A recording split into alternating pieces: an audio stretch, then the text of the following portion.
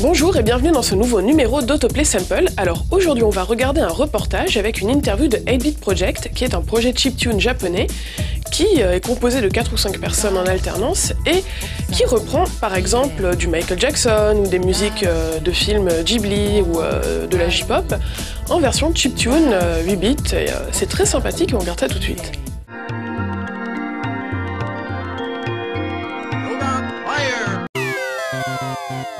Si le genre chiptune est souvent représenté en Europe par des artistes issus de la scène démo Atari ou Amiga, au Japon, elle est le plus souvent associée à la Famicom, c'est-à-dire à la NES japonaise.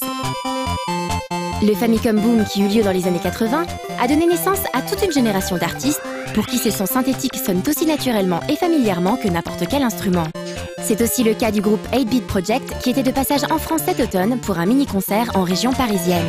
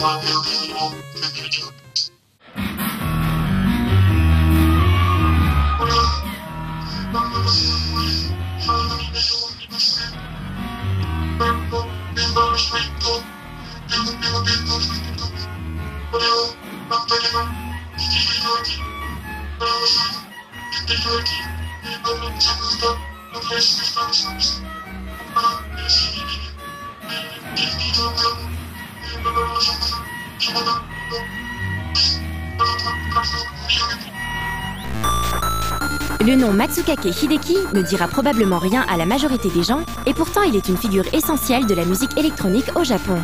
C'était lui qui se chargeait de la programmation et du fonctionnement des synthétiseurs de Yellow Magic Orchestra, le groupe mythique de Sakamoto Ryuichi, qui fut l'un des pionniers de la musique techno.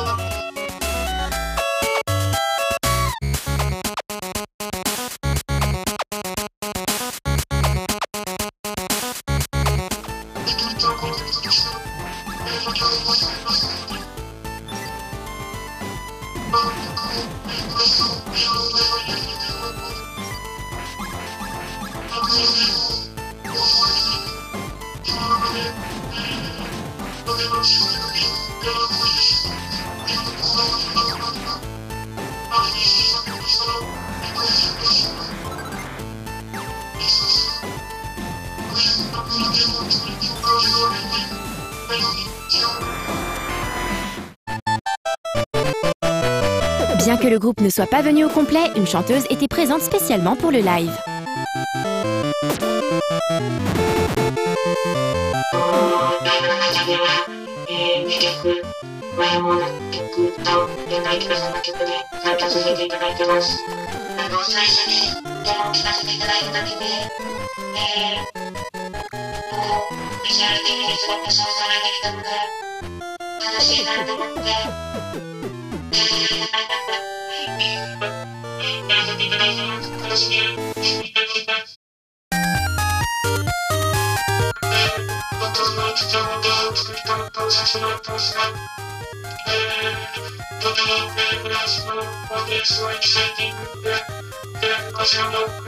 手前に乗せられてしまいました。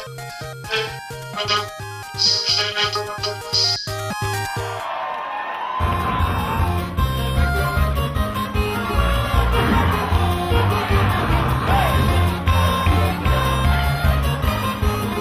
先ほども申しましたが、メンバーが見分けての、聞いております。本当に山田も、こちらでこういう曲が、メンバーがいるので、選曲からしてくれるの。大切にしたいと思ってます。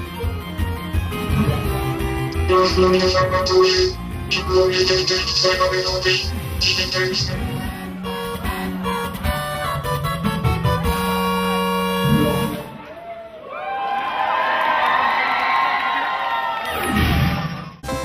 日本のアニメや漫画などで、こちらで受け入れられたように、これのサウンドを喜んでいただけるんじゃないかと思っています。1年以内にまた戻っていきたいと思っております。皆さん応援よろしくお願いいたします。次のステージ、また楽しみにしてます。また見に来てください。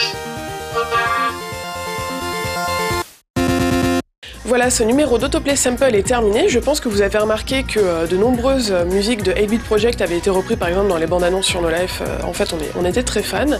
Donc si vous êtes fan vous aussi, je vous invite à vous procurer les CD, c'est vraiment cool. Et je vous dis à dans 2 semaines.